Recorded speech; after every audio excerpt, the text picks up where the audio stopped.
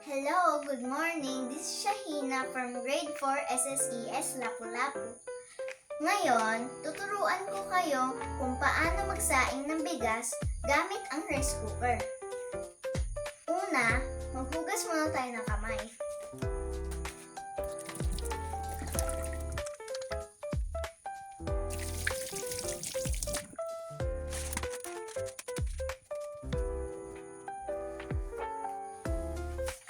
Since tapos na tayo maghugas ng kamay, tara na, umpisahan na natin. Una, ihanda ang rice cooker. Sa pamilya namin, 2 takal ng bigas ang ginagawa namin.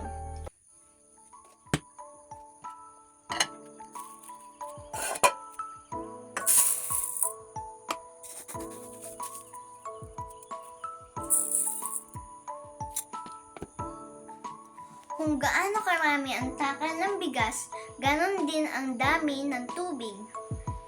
At ang ginagamit namin tubig na pang sabaw ay mineral water.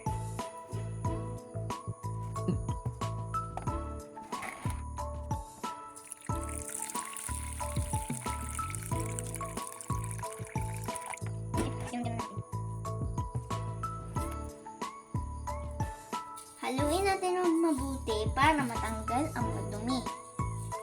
At saka, gawin natin to ng 2 beses upang mas malinis pa ito.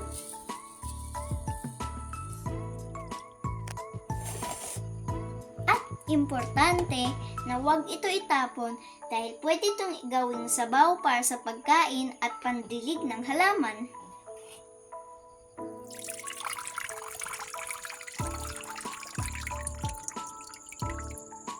Pangalawang hugas.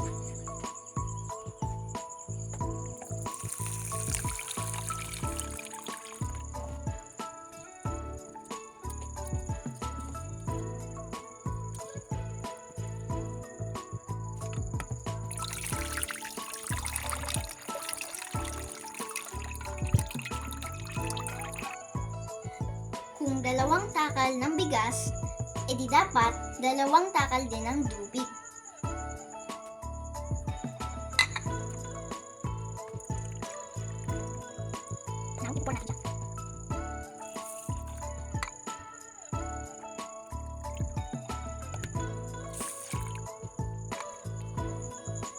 Pantayin at takpan.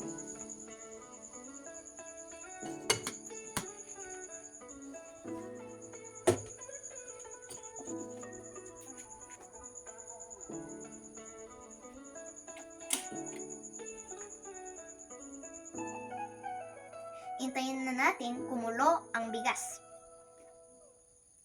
Pagkakulo, lagyan na natin ng suka para hindi siya mapanis agad. Ayan, kumukulo na. Lagyan na natin ng suka.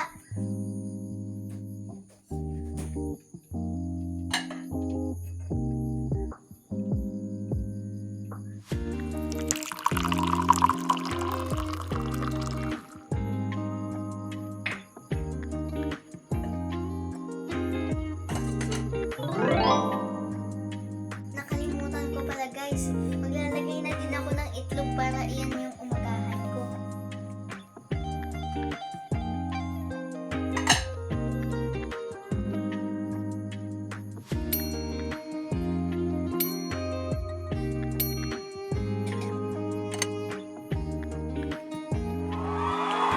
Tignan natin yung sinaing.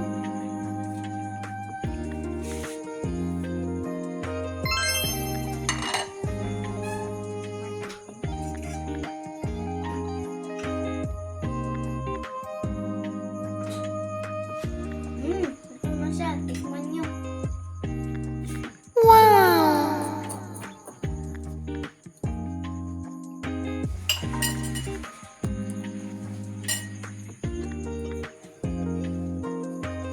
Kain muna natin na may ulam.